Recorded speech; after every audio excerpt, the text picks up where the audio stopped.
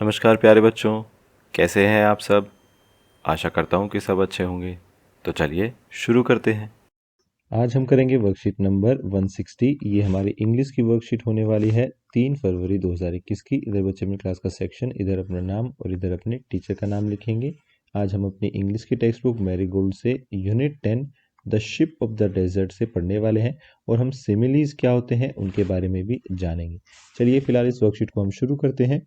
Good morning my dear children, what a lovely day.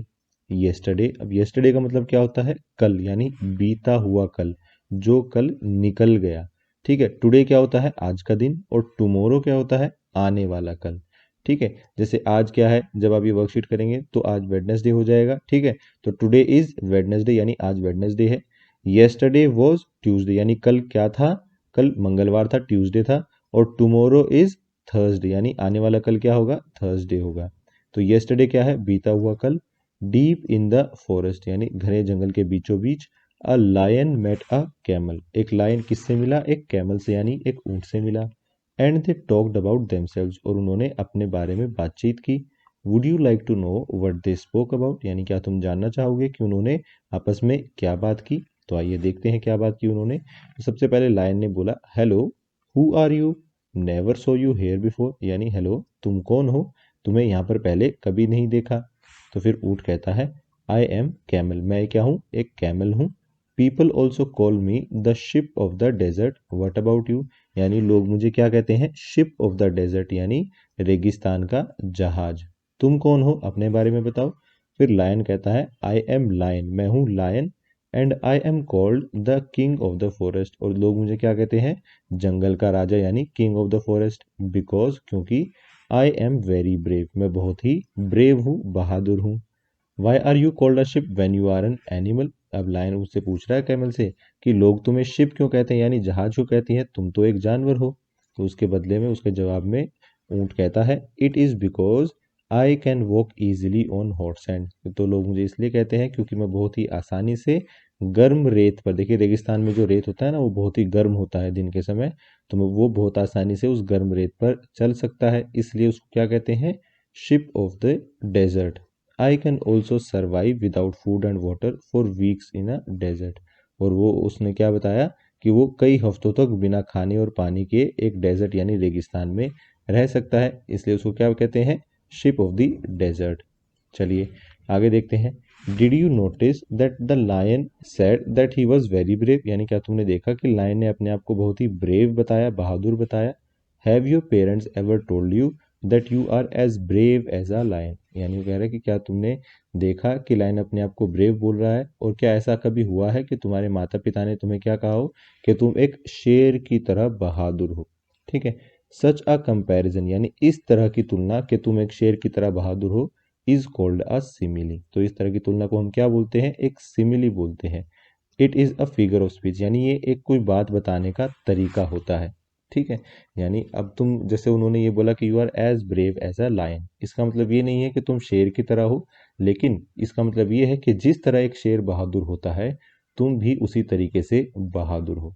तो ये एक चीज़ बताने का तरीका है, अपनी भावनाएं प्रकट करने का तरीका होता है। इंग्लिश में इसको क्या बोलते हैं? ये एक फिगर ऑफ स्पीच है। ठीक है, इसका नाम क्या है इस फिगर ऑफ स्पीच का? सिमिली। ठीक है, और देखते हैं यहाँ पर क्या लिखा है। सिमिली क्या है? It compares two things using like और एज, यानी जब भी हम ये दो वर्ड देखें, लाइक या फिर एज, तो वहां पर कौन सा फिगर ऑफ स्पीच है? वहां पर सिमिली है। ठीक है, she is as slow as a snail, देखिए एज का इस्तेमाल हो गया ना यहाँ पर। तो देखिए ऊपर हमने दो वर्ड पढ़े थे, जब भी आप लाइक या एज वर्ड देखें, वहां पर सिमिली का इस्तेमाल हो रहा होगा। तो यहाँ पर क्या सेंटेंस लिखा हुआ है? It compares two things using like और एज, और एग्जाम्पल क्या दिया है? She is as slow as a snail, यानी वो एक स्नेल, स्नेल क्या होता है? एक घोंगा होता है, देखिए इस तरीके का, जो कि बारिश में निकलता है और बहुत ही धीरे धीरे चलता है। तो यही कह रहा है कि she is as slow as a snail, यानी वो एक स्नेल की तरह स्लो है। ठीक है, अब उसका मतलब सच में ये नहीं है कि वो स्नेल की उस घोंगे की स्पीड पे ही चलती है, लेकिन जितना स्लो एक स्नेल चलता है, वो उसी तरीके से धीरे धीरे चलती है, ये कहने का मतलब होता है। Let's take a few more examples, कुछ और एग्जाम्पल भी देखते हैं, जैसे as light as a feather, feather क्या होता है? पंख। लाइट का मतलब क्या होता है? एक तो ये वैसे लाइट होती है, लेकिन यहाँ पर लाइट का मतलब है हल्का। तो जितना हल्का एक पंख होता है उतना ही हल्का वो बता रहा है। ठीक है। दूसरा एग्जाम्पल क्या है, एज वाइट एज स्नो, यानी स्नो की तरह वो सफ़ेद है, वाइट है। तो ये सिर्फ क्या है, ये सिमिली है, ये फिगर ऑफ स्पीच है, किसी भी चीज़ को बताने के कंपैरिजन के तरीके होते हैं। इनका मतलब सच में ये नहीं होता है कि जैसे यहाँ पर as light as a feather, इसका मतलब ये नहीं है कि वो फैदर के जितना ही उसका वेट है। ठीक है, लेकिन वो बताने का तरीका ये है कि वो बहुत ही हल्का है, ये इनका कहने का मतलब होता है। ठीक है। जब आप बड़ी क्लासेस में हो जाएंगे तो आप इनके बारे में और ज़्यादा पढ़ेंगे। आइए नीचे देखते हैं। Now let us take some more examples of the similes and fill in the blanks with the help of pictures provided. यानी यहाँ पर नीचे कुछ और एग्जांपल्स हैं सिमिलीज के, हमें उनको पूरा करना है साथ में दिए गए चित्रों से। आइए इनको कर लेते हैं। सबसे पहला है एज प्राउड एज अ, ये क्या है, यह एक पीकॉक। ठीक है, तो पीकॉक यहाँ पे लिख देते हैं। अब इसका मतलब क्या होता है as proud as a peacock? देखो क्या होता है कि जो पीकॉक होता है ना, वो अपने पंख फैलाता है। ठीक है, पंख फैलाकर वो क्या करता है, वो अपनी सुंदरता दिखाता है। ठीक है, यानी अपने बारे में ही अपनी प्रशंसा करता है। तो जब कोई आदमी ऐसा आपको मिलता है जो अपनी ही प्रशंसा कर रहा है, तो उसको उसके बारे में हम क्या बोलते हैं कि this person is as proud as a peacock. यानी जिस तरह एक पीकॉक अपनी खुद की प्रशंसा करता है अपने पंख फैलाकर, ये इंसान भी वैसे ही अपनी प्रशंसा कर रहा है। ठीक है, सेल्फिश लोगों को ज़्यादातर बोलते हैं हम as proud as a peacock. ठीक है, दूसरा क्या है एज वाइज एज एन, ये क्या है आउल। तो यानी इसका मतलब क्या है कि एक आउल की तरह समझदार, यानी जो बहुत ही ज़्यादा समझदार होता है उसको बोलते हैं हम as wise as an owl. ठीक है, तीसरा क्या है as busy as a bee. ठीक है, जो एक बी होती है, मधुमक्खी होती है, वो पूरा दिन काम करती है, इसलिए जो बहुत ही ज़्यादा बिजी होता है उसको हम क्या बोलते हैं as busy as a bee. और लास्ट में क्या है as big as a whale. ठीक है, ये क्या है, एक वेल है, ब्लू व्हेल है। ठीक है, तो जो हमारी पृथ्वी है उस पर सबसे बड़ा जानवर क्या होता है, एक ब्लू व्हेल। तो अगर कोई चीज़ बड़ी है तो उसको बताने के लिए कि वो बहुत ही ज़्यादा बड़ी है, हम क्या बोलेंगे as big as a whale, यानी एक व्हेल की तरह बड़ी है।